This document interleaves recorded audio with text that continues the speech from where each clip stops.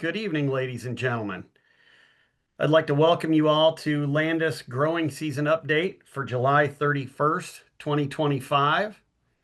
It's my pleasure. My name is Brian Canal. I'm sales lead for Landus, and it's my pleasure to host the call this evening. I want to thank you all for joining us. Tonight, we've got a great agenda lined up for you. As you can see, we've got Dan Bjorklund, the agronomist for us here at Landus, who's going to talk about current events, disease updates, especially with the outbreak that we're seeing in both tar spot and especially southern rust.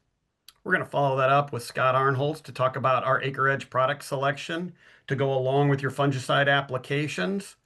And we got Michael Widner on the grain side to talk about what yields are coming, what bases will do, and especially discuss the storage issues that we could have with our grain markets this year. So with that, I'm going to turn it over to Dan and let him start the show. Thank you, Brian. We started this process actually a couple of months ago with the introduction of SkyScout, and I've got a slide up showing how we have used SkyScout. This happens to be a thermal image, and what this does is take a temperature of the field, and those corn plants that may be infected by disease are showing a slightly higher temperature. And you can see we've circled areas that were potentially disease infected. 100% of the fields over the last 4 weeks using this particular image have turned out to have disease. It started with northern corn leaf blight. We had a little bit of gray leaf. We had tar spot in eastern Iowa. What we didn't realize was with all the southern winds that we were getting over the 4th of July week, and then even prior to that in June, southern rust spores were blowing up back into Iowa, similar to last year. And with the absolute record rainfall that we've had in July, in a lot of areas over 10 inches, we just had the perfect storm really develop for southern rust to come in and to become the biggest player really versus all the other diseases. Now, all the other diseases are still out there. We have a long way to go. We're talking about, we're at the end of July. We need to have corn stay healthy through the end of August for sure, and for some of the later planted corn into September. So we want to keep it healthy. We're going to talk about ways to do that today. First, we need to really look at a little bit more detail of what are these diseases, what are currently going on, and we'll talk a little bit about soybeans too, and what can we do to alleviate the challenges. I put this one on. This was the last screenshot that I took, guys, and I quit dumping my rain gauge. But this was from my place just the other day. So I think we don't need to belabor the fact that we've had a lot of rain. It was 2 weeks ago, it was the week of July 14th, 15th. I was over in a field using SkyScout. We had taken that thermal image. We found an area that looked like there was just something not quite right in this part of the field. Went out and started looking, and this is what I found. And southern rust is something that does not overwinter in Iowa. Basically, it overwinters in the tropics in Mexico and that area. And it needs a live host to survive. And so obviously we don't provide that in the wintertime. So that's the good news. Unfortunately, with the way we get some of these tropical systems, like tropical system Burl last year, it can move up from the south. And this is what we found, and took this image, sent it into Megan Anderson at Iowa State, great agronomist in central Iowa, and she confirmed that it was southern rust. At this point in time, we had 4 counties 2 weeks ago. So all the fields that were being sprayed then were being sprayed for things like northern corn leaf blight, tar spot, gray leaf, and those types of things. Today, we have 45 counties. Now just think of that. We went from 4 counties a little over 2 weeks ago to 45 counties. That's what's dangerous to me about southern rust. It's that it moves so quickly. Talked to some other individuals who've experienced this in the South, saying that it is one of the most quickly developing and spreading diseases that we have. And just another piece of information that a lot of people don't talk about is most of the disease resistance that plant breeders put into corn for things like northern corn leaf blight and gray leaf, for instance, they develop hybrids that have an ability to repel spores. So the spore can't penetrate the epidermis of the leaf. Southern rust not only penetrates it, it breaks open the tissue. And I was talking to a gentleman that Scott might know named Mike Vanelot, from my past. And he said, Dan, and he did his graduate work on this. He said, it's so bad that when those areas are opened up, even if southern rust doesn't finish off the corn, all the other diseases in the field, like if you've got northern, that's a low level, it'll come in. It brings all the fellows with it. And that's what causes the challenge. So this is a serious disease that we need to basically talk about. A lot of people have wondered, well, what is the life cycle? And you can see on the left, lower left side of the screen, it overwinters in Mexico, and then we start planting corn in the south, January, February, and then it can infect that corn, and then it just keeps moving up north, potentially into the central corn belt. In Iowa, we've only probably had it maybe 3 or 4 times. For me, the last 2 years have been the most significant years of actually seeing southern rust infect corn to the point where we had some serious yield losses last year. Individual farms that were not sprayed with the fungicide to protect against this lost up to 50 bushels. I know an individual that had that happen to him personally. I walked his fields. I saw what rust did to corn by the 3rd week of August. Those leaves were crispy all the way to the top of the leaf. And I made this comment in a different webinar that we were on, that I was wearing a white polo, came out of that field, and it was just covered in orange. It looked like it was a Tennessee Volunteer fan. And I'm an Iowa Stater. But in all seriousness, it does spread very quickly, and the cycle can occur about every 9 days. And when the pustules, which are those objects that are on the leaves, when they really get releasing spores, it's like little volcanoes. If you looked at it with a microscope, they just thousands of spores. So here's how it spreads. You can see the leaf on the right, quite a bit of rust is developed on that. And then you got the leaf on the left, and there are just a few areas. And it just goes from leaf to leaf to leaf. And it starts in the lower canopy, because that was the stage the corn was at when it landed in Iowa over that 4th July weekend, and even into June. And it just keeps working its way up the plant.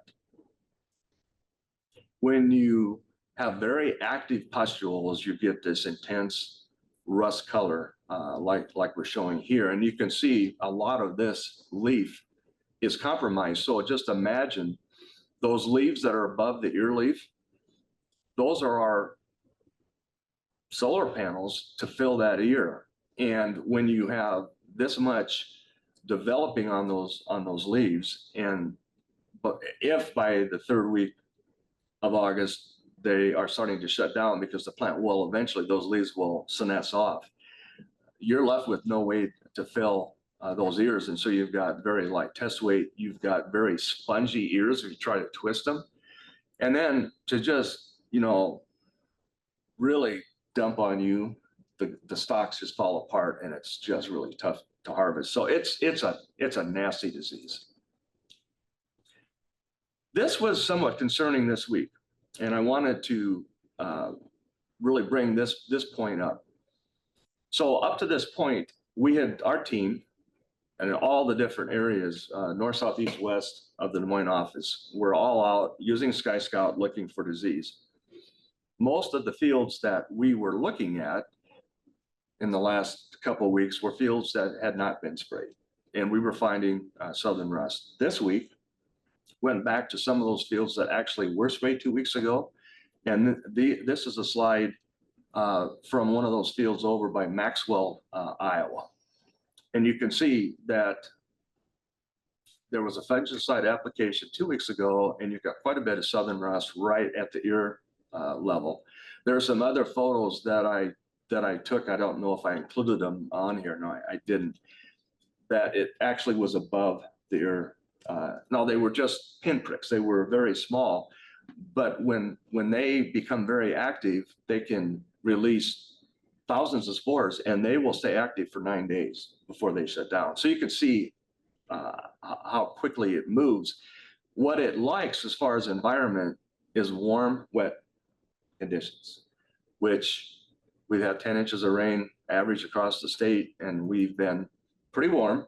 Now people are asking, well, it's going to cool off now. It's in the 70s today, and it's going to cool off the next few days. We're right back to the mid 80s by the Iowa State Fair.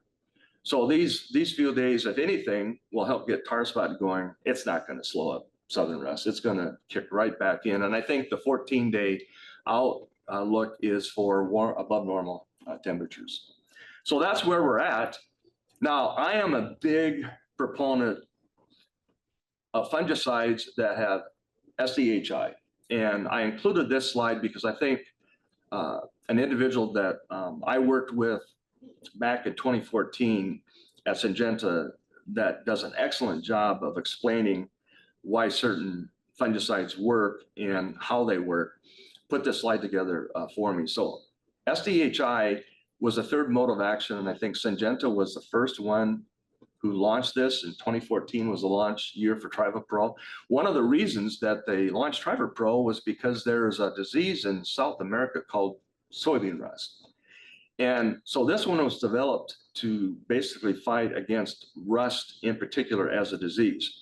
And what it does, and it's a little bit of marketing and it's a little busy, but the bottom line to remember about this slide is that the SDHI does a great job of locating itself in the waxy tissue of the leaf.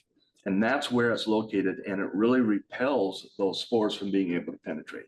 And if you can stop them from tearing into that leaf surface, you not only stop the rust from it being a challenge, but some of the other diseases that might be out there. So SDHI is critical. So for some on this call who are watching are saying, okay, well, I used a fungicide 2 weeks ago. My question back is, what fungicide did you use? If you look at the Crop Protection Network, which is a consortium of universities like Iowa State, Purdue, and everyone, they've run tests the last few years looking at tar spot, looking at all the different diseases and rust. And some of the fungicides that are out there today are good on tar spot, really good on tar spot, and maybe not as good on rust. Some are really good on rust. Some are good, on several of the diseases. For me, if it was my field and I had soybean rust, I'm going with TrivaPro and Miravis. You can also make a case for Scott, Deloro Complete. Man, you get to this point and you start getting these brain cramps. Deloro Complete also has SDHI. So those three would help with rust. But my first pick would be obviously TrivaPro. Now, moving away from rust, something that I saw also maybe in the last week, we saw it earlier on the leaves, but I'm starting to see it on the stalks and it's circled here. It's those areas where you get these dark black circles. And if you noticed in scouting fields over the last 3 or 4 weeks, if you saw those dark black circles on the midriff of the leaf, and then you had almost like a little yellowing, almost looked like eye spot on either side of that, that's a disease called Physoderma brown spot.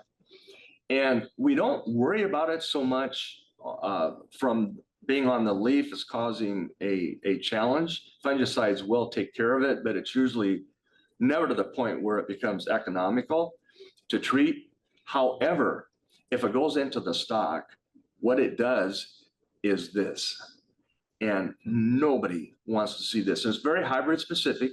There are some hybrids more susceptible than others, but you can see it gets into the nodes just above the soil line and it causes stalk breakage. It's not that they just lean over and you can pick them up, they break off. And when we get some of those storms that come in, and those Arctic clippers in September, October, and it can cause a lot of challenges. So this one I'm a little concerned about. I think the way that we manage this one is to go and do push tests. And if you start seeing a hybrid that does this, harvest that thing in the 20s. Don't wait to 15 because you're going to have huge harvest losses. Physodermal brown spot in the stalks, it's going to be a challenge this year because of all the wet weather. Almost everything that we're seeing can be attributed to the wet weather.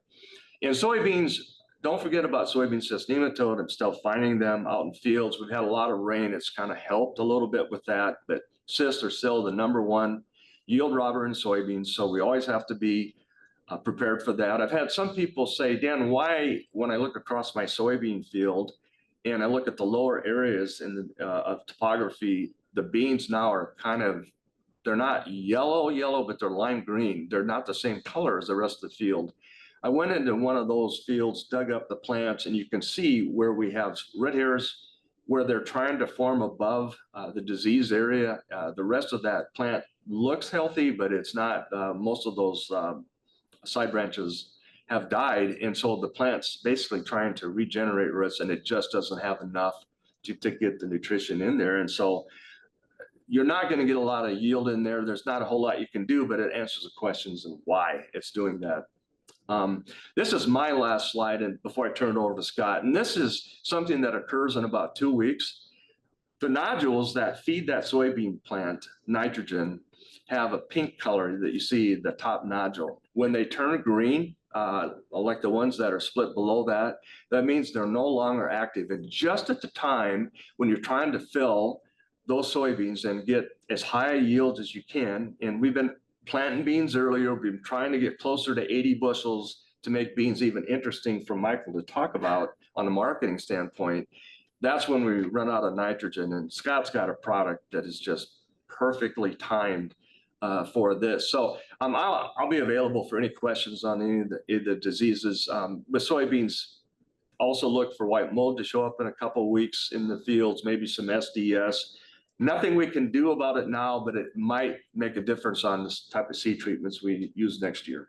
So with that, I will turn it over to Scott. Excellent. Thank you, Dan. And one comment to follow up with Dan's presentation. With all this going on out in the fields, Landus has 2 tools that actually can really help us identify spots in the field that have disease. One of those tools is SkyScout. Dan uses that daily, and that's been a great tool. The other tool we got Dan Bjorklund. If there's going to be anything that happens in the field, Dan is going to find those. Dan, it's great to be on your team, and Thanks, Scott. Glad that I get to follow up with you to talk about as we think about how we're going to treat these fields for diseases, and then we're going to apply fungicide. What else do we need to do? The challenge today is grain markets are really challenged. And as I think about, if I was in a grower's shoes today, I would try to outperform that market by producing yield, right? So how do we do that? So this first slide I have is actually analytics that come from SkyScout. They're taking all the yield data that comes into that, and this is actually a chart that shows performance of fungicide. The green bars are going to be fungicide that are different timings, anywhere from V6 all the way through VT, multiple applications, things like that. The green bars are the ones that are going to be in areas that have plenty of nutrition, that plant is well fed. The bars in the yellow are the same fungicide applications that are lower nutrient levels. So point being here is as we're looking at fields and controlling these diseases, we also need to make sure that we have the nutritional program out there today. Now, Dan, the weather, you commented on the weather, and it really drove the progression of the diseases we have there today. What else is it going to do? It's going to compromise some of the nutrients we have out there today. We've got nitrogen in the nitrate form. We have rains like we had the last 2 to 3 inches of rain that possibly could leach down through the soil profile, getting below the roots. Sulfur is another product. Boron is another product. So these products, you know, we might have been sufficient up to this point, but to finish off this crop, you might be thinking about how we could further feed that. And that's really what this graph shows. How performance of fungicides are going to help protect the yield potential that's there. If it's low in fertility, it's going to protect less. This is other analytics that actually come from SkyScout, and the bar on the right is just fungicides applied. And I can't see how many tens of thousands of acres that are up there, but it's I think there's 248 bushel to the acre with fungicide. If you add insecticide and a foliar nutritional product with that, they were seeing an 8 bushel response. So again, that's going to show that we need to just concentrate more than just on fungicide as we look at this disease. So I want to take just a quick couple minutes and talk about 3 products that can help influence the crop, whether it's to protect the yield from environmental stress or it is there to feed it foliar. So the first product I'd like to talk about is CropLift. CropLift is a product that is 50% nutritional. The nutritional products that are in CropLift are there to help stimulate activities in that plant to help that plant overcome the effects of environmental stress. The other 50% of it is a biostimulant that is Crop Power. Crop Power is going to be that vitamin and that energy drink that help that plant overcome those stresses. So that vitamin, just like if you and I take a vitamin today, we get exposed to the common cold, Dan, Michael, it's going to have less of an effect on us. We're going to show symptomology, but it's not going to knock us down like it would if we weren't taking vitamins. That's what Crop Power is going to do to the plant. It's going to help that plant overcome the negative effects of environmental stresses. It's going to be an energy drink to help that plant be more efficient with nutrients through assimilation and utilization with that. So CropLift is going to be that environmental stress play. The second product I want to talk about is AcreEdge Boron. AcreEdge Boron also has Crop Power with it. It does not have as much Crop Power as what CropLift has. So it's a lower inclusion rate, but it still has that stress mitigation tool with it. AcreEdge Boron, I like to position in corn. It is going to be a 24% nitrogen, 1% boron. It also has Crop Power. When you think about the nitrogen source that's in there, it is a slow-release nitrogen source. So when applied to the foliar of a plant, it is going to be readily available and can be utilized by that plant from a foliar treatment.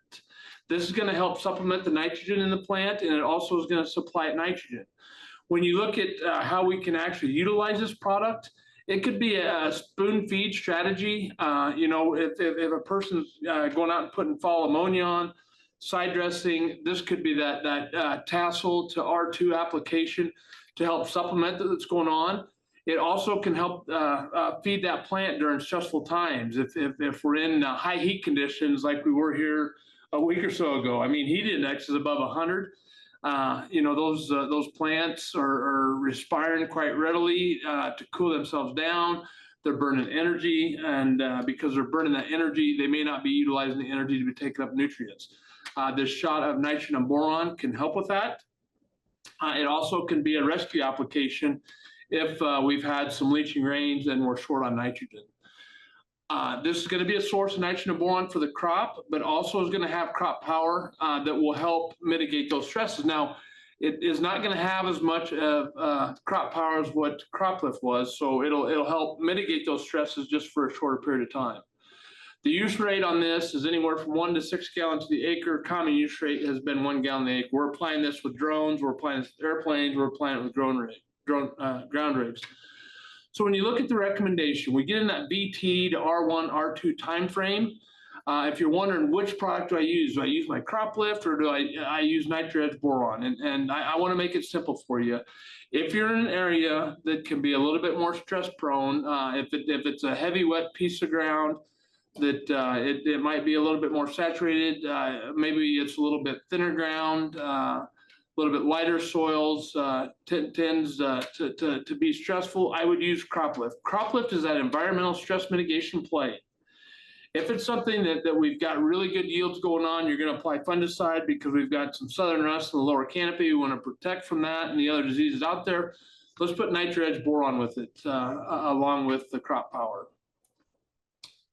Let's transition over to beans a little bit, and I want to reference one of Dan's slides. He showed a slide of a soybean plant and active nodules and not active nodules. So remember that slide as I talk about Rhizin and K. Rhizin and K is going to be a source of nitrogen, potassium, and sulfur. It also has crop power with it. I like this on soybeans because it has a combination of nutrients that are really going to drive the activities within that soybean plant. So when you think about soybeans, a little bit differently than corn, soybeans will be at peak uptake of nitrogen, phosphorus, and potassium at that R3, excuse me, that R3 to R5 timeframe. Well, when you get to R3, what did Dan show us? Cutting up those nodules, and the nodulation process is a process that supplies that soybean plant with a high percentage of its nitrogen. Well, that process is starting to decline. It's peaked out, it's starting to decline, and we're going to be gaining less nitrogen for that. There is some of the nitrogen that comes to the soybean plant that comes from the soil. When we're applying fungicides at that R3 time frame, it would be a great time to give that plant just a little shot of nitrogen so it can either start accessing more nutrients from the soil, or it could start reallocating nutrients within that plant. That nitrogen that we're applying can help do that. We're also going to be 20% of a potassium source. Potassium is going to be very, very important in that plant to help translocate nutrients and help with late season plant performance. It also helps with stress, right? Because that potassium helps that plant manage water. If it's helping manage water, it's also helping manage the nutrients in the plant. And then you've also got a sulfur source. So we're transitioning from the nodulation process to accessing other nutrients. That sulfur you're applying to that plant at that point in time is going to help with the assimilation and movement of nutrients, more importantly, nitrogen within the plant. So this is a perfect combination of nutrients for soybeans, and it also is going to have crop power to help reduce the effects of those environmental stresses. Common use rate is going to be that 2 to 3 quart per acre is what we commonly recommend applying. You can apply up to 6 quart per acre. You'd have to be pretty deficient and be in dire straits before I went that high, but we're seeing some great response. I mean, anywhere from 8, 10, 12. We actually had a plot that had 12 or 13 bushels to the acre at 2 quart to the acre. So this is an awesome companion for that fungicide. So just like on corn, these are going to be my companions that I want to apply with my fungicide. We're going to apply crop lift with our fungicide application. This is going to be our environmental stress mitigation play. So if we're really concerned about the environmental stress, where we've got that piece of ground that responds a little bit poorly when we get into those stressful conditions, put crop lift with it. A quart to the acre with your fungicide is fairly economical. If you've got that high performing ground and it's the nutrients that you're worried about, let's apply that Rhizin and K to drive that yield. And rest assured that these nutrients will help deliver that plant and help it get to harvest. So with that, that's my conclusion of my making recommendations on how we can help feed that plant nutritionally and drive the yields that we need to help overcome the challenges market we have today. So I think that's a great lead in to for sure. letting Michael explain to us how we're going to overcome these challenges market. Yeah, So absolutely. Actually, Scott, before you start, Michael, I have a question that applies to what you and Dan just spoke about. So let's ask that before Michael starts.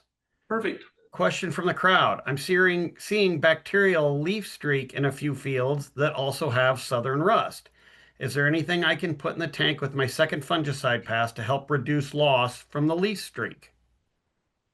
Well, bacterial leaf streak is not controlled by fungicide. So I'm going to defer to Scott, because you're going to try to make the plant as healthy as you can. There's nothing that that I know of that you can help with that. But leaf streak is genetic. So obviously, if you have a hybrid that has quite a bit of that, that's one to check off for not using next year. My recommendation is apply the fungicide because you've got rust, right? Yeah. Apply the fungicide because control the disease that we can control, because bacterial leaf streak is a bacteria. We can't control that with fungicide. But if you were to apply a crop lift or a AcreEdge boron, those products can help create a healthier environment for that crop, and it can help that crop ward off the damage it does. You will not control the bacterial leaf streak, but you can control how that plant performs and still preserve yield with it, would be my recommendation. Dr. Excellent. All right, Michael, take it away. That was great. Thanks, Brian. Yeah, so we'll take a little time here this evening to talk about kind of the high yields that we potentially have out there from the crop perspective. Obviously, plenty of rain throughout the month of August.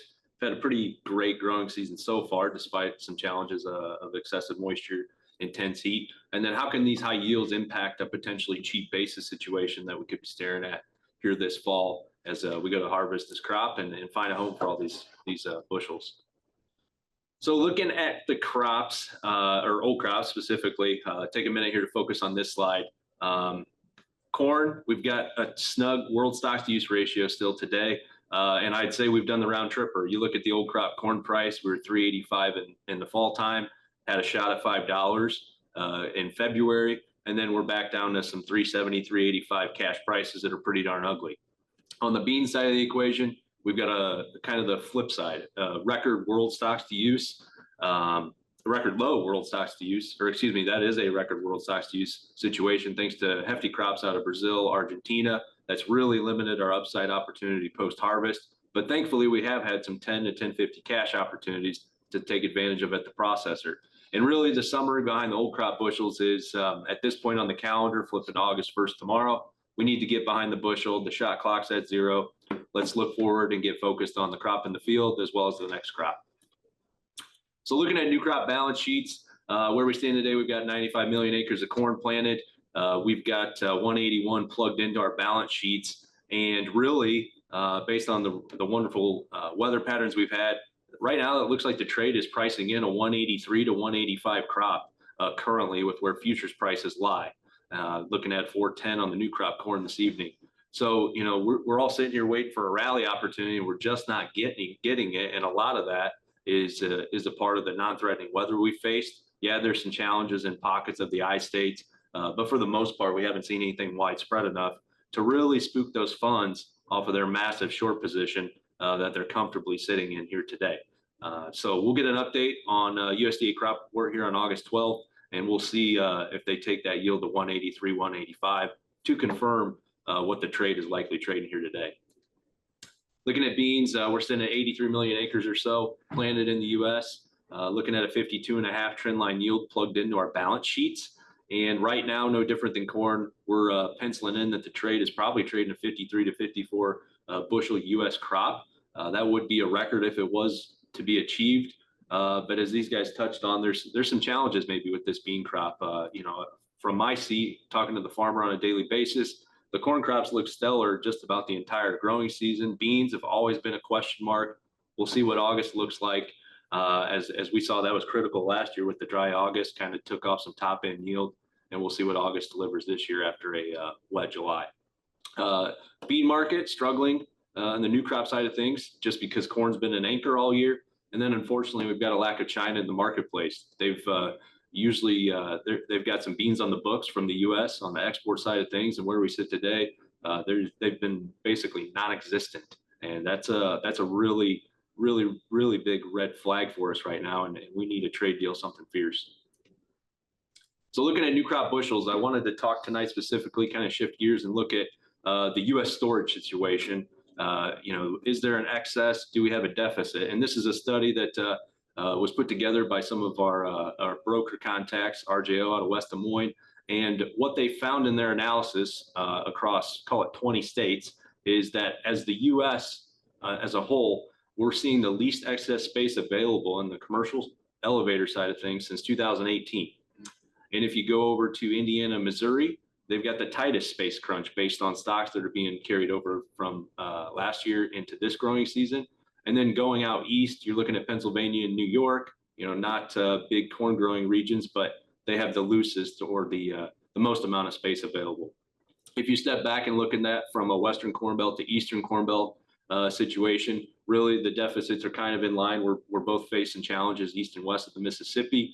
And a couple things to make note of is that we've seen tremendous Indiana, Ohio basis strength this year in the corn market. And that would probably show up based on some weather challenges there that they've had again in the next upcoming marketing season, but it'll be probably out in that January through June timeframe next calendar year, as we have started to see that Indiana, Ohio basis strength leak as we've got harvest in the Delta starting. I've got some reports today of Louisiana, Georgia corn being 20 to 50 bushel better than last year. And we're seeing a direct impact in Indiana, Ohio, that corn crop's so big in the Delta, you're seeing bases start to crumble and weaken up in those two states. And then we're also seeing some of that in Iowa as well. So will we have a fall space crunch in Iowa? From a Landus perspective and many other elevators across the state are kind of penciling that in if you've looked at how basis levels have performed for fall delivery. And a lot of that's just attributed to USDA penciling in a 215 bushel corn crop for the state. That would be a record if realized, and we would be hugging nearly 2.8 billion bushels of production as a state. So that's a huge, huge number. And we're going to get to the point that we got to find a home for all this stuff at some point once you guys sock it away in your bins and then maybe bring it to Boone and some of our other awesome facilities. From the bean side of things, currently penciling in a 64 bushel state yield. If realized, that would be a record as well. Given some lighter bean acres, it's not a record production number for the state, but still plenty of beans that are going to need to find a home. And again, highlighting the fact that China just has not been in the market. So you're not hearing the sucking sound in the Pacific Northwest of beans trying to get on some boats and head to China, or same with the Gulf, beans heading south for export. So when you step back and look at Iowa, you can see in this map here that you've got 157 million bushels penciled in right there. And what this map depicts is an analysis of, hey, after filling your on-farm space and looking at the commercial space for companies like Landus and other co-ops this year versus last year, and penciling in some of that crop size that I just mentioned, we have the potential that we're going to be short 160 million bushels in space as a state. And that's a heck of a big number. And so what's it mean to the farmer today? That space is going to be a premium. It's basically and essentially become a commodity. And, so it's going to be at a premium this fall. And, chances are there's going to be lines. It's going to be maybe a wet crop if we're spraying fungicide 2 different times. We've had a record amount of rain in July. And if it doesn't turn off through August, it could be a slug of a long drawn out harvest. And again, highlighting just how important the space will be. And from our side of things, we're well equipped to handle that from a facility side of things based on the investments we've made, not only with our speed, but the hours we've been running over the years, especially, across central Iowa with our Boone, Collins, Mitchellville, and Pleasant Hill facilities. So what's it mean to my operation as a farmer sitting here today? Well, number one, the farmer severely undersold. He came into July 1st severely undersold. I would say on average, single-digit percentage sold, with only a handful of guys probably carrying that just because they did some early marketing and they're really carrying that average. As we talk, there's going to be a ton of bushels that need to find a home. And from my seat, those are priority bushels, right? Those are bushels I can't store at home that I gotta haul no matter what based on my storage capacity. And so stepping back and looking kind of everything I've laid out here this evening so far, it could make sense to shed some of your basis risk. Not only do we have futures risk day to day, but we also have basis risk. And so if I'm a farmer with 90,000 bushels of corn, 30,000 bushels of beans that I have to move off the combine this fall, I might take a look at shedding some of that risk tonight, maybe setting a third of my basis needs for fall on both crops and, waiting for a better opportunity, or seeing, if we really do get to some of those uglier basis levels that could come into view. You look at our facilities, corn, call it a 40 under basis to a lot of our facilities, beans 70 under. The range, you could see a 35 under on corn for the farmer, and as cheap as 55 if we get to a gut slot harvest. Conversely, on the beans, sitting at 70 under, maybe we get to 60 depending on how August weather plays out. Does top end yield get knocked off? But the reality is, that number could get as cheap as 85 under We're already seeing some of that today going home. Some Dakota plants and elevators are already posting a 90 cents to $1 under basis. So it's a real deal issue and something we're concerned about and are racking our brains about, or how we're going to handle this harvest as a company. And then last but not least, how can I come up with some strategies to avoid the storage cost that could eat me up pretty quickly, especially with us living in a low priced environment. These are updated going home this evening with roughly current cash prices. So these are new crop estimated farmer returns using some Iowa State cost of production. So if you're penciling in a 230 yield, 374 cash price, and you're talking about an 11% loss. On the bean side of things, with the beans falling 50 cents or more here the last week in the futures, we're looking at 919 cash on 65 bushels. That equates to an 18% loss. So stepping back and looking at those numbers, those hit you in the face and are not pretty to look at for any of us here tonight. But I think what it does highlight is the importance of making sure we're spraying fungicide and addressing the disease issues that are probably going to arise and that are already out there. We can't afford to have southern rust or tar spot come in and turn a 250 crop into 230, because we can see what happens financially speaking. Same with beans. We need 80 bushel beans to make things work, or at least get back to and claw back to break even. The only way we're going to overcome this situation you see on the screen this evening is chasing yield, insulating our yield. And, that's the only way we can handle the low priced environment is big yields and out yielding this stuff.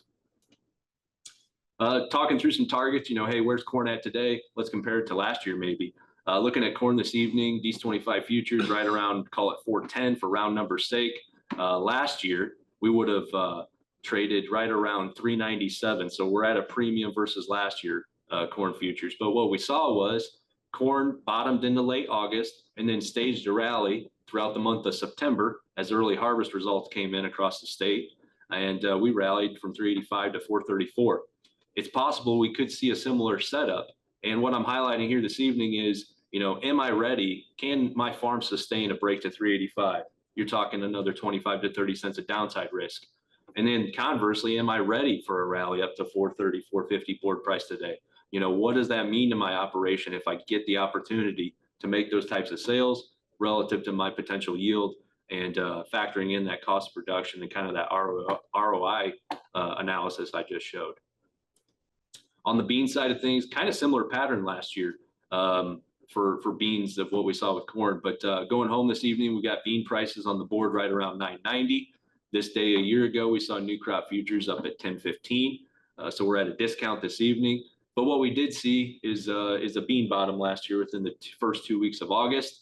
And then we saw a heck of a rally into late September as the late season weather dinged us up pretty good on yield, and we rallied over $1. So no different than corn. It's key tonight to analyze, hey, what do I got to move off the combine? How am I going to create cash? Do I want to handle beans twice by taking them home, putting them in a bed, pulling them out in a couple months? And, also recognizing, hey, if we do set back to 950 board price, how does that impact my decision making? And then if we do get another shot on a good rally up to 1040, 1070, what am I going to do about it? Am I positioned to take advantage of that? Last thing I'll look to highlight is always looking forward. 2 years out, typically the best time to sell the next crop year will be in the May, June, July timeframe. Maybe we get some opportunities this winter, but first and foremost, we got to focus on profitability. I know we've come out with some of our own nitrogen pricing here already, and we want to make sure if we're booking some NH3, we might want to offset that with a transaction in the corn market via a sale.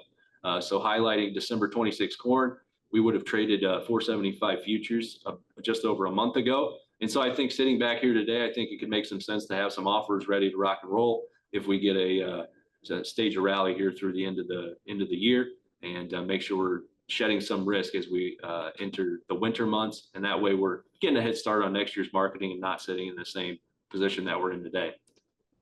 Same on beans. We had a heck of a good rally shot in June. I think the same thought processes exist. We're going to have Brazil planting their bean crop in September, October. And generally, over the last few years, the seasonality shift.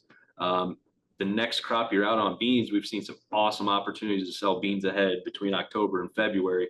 piggybacking off of some weather issues down south.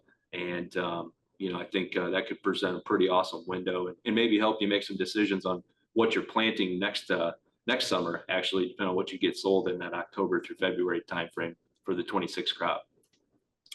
So summary looking ahead from my seat, I highlighted the August USDA crop report. That'll come out here in, call it 12 calendar days. Moving forward, we want to make sure we keep it simple. There's not going to be any easy decisions with this crop. Obviously, you saw the numbers. We're well below the cost of production with some of the cash values we have here today. And so naturally, emotions will run high. And so the biggest thing we want to reiterate is, try to make this decision-making process less emotional, more mechanical, and coming up with strategies that really help you mitigate downside risk, keep upside opportunity, keep the operation moving forward, and really reduce your risk exposure. And then just last thing I'd highlight is moving forward in the new fiscal year, for guys that bring grain to our Landus facilities. Last year, we were on a 5-day disposition where we had to have a decision on your deliveries, grain you were hauling in within 5 days. Starting September 1st, we will move back to a 10-day disposition and allow you guys to have a little bit more time to game plan on what you want to do with bushels, whether it be put it on price later, sell it off the combine and create the cash, or put it on storage. So that concludes my part of the presentation here this evening. We've got a few minutes here left for some questions for the panel. Yeah, Michael, there were two. You did just answer one. Did we change some of our grain policies so we have more time for farmers to make settlements? And to repeat his answer, we've gone from a 5-day settlement to a 10-day settlement for that one. The second question, I know people are thinking of putting in offers. Where do we start for a new crop cash offer? Yeah, great question. So looking at some offers, I think number one, first and foremost, I think it depends on let's walk through what's your break even analysis, right? Like we have all your cost of production of mostly what went into this crop. Let's walk through some yield scenarios of, hey, what does a 220 crop look like on current cash prices relative to my cost? What's a 240, a 260? And then I think that's really where I could provide value, or another member of our grow team, in terms of trying to layer in some targets. Where we sit today, I'm a board price guy, so December corn's 410-ish. Let's say if we get to 425 to 440, I'd be looking to make some cash sales in that window. So call it 425, 440 futures minus a 40, 45 under basis. You're fighting, clawing, and screaming, trying to get to 375, 395 cash. And then on the bean side of things, addressing beans, kind of elephant in the room, pretty ugly stuff. We haven't had much of an opportunity at all this year. I think futures have traded 970 to 1070. And but there are some gaps on the charts that up around 1030 to 1040 board price, taking a 70 under basis off of that, 1040 and 70 under should give you around a 970. So I would say $960 to $10 cash, and have those out there working until harvest and keep reassessing regularly. Excellent. Before I summarize, any additional thoughts from the three of you?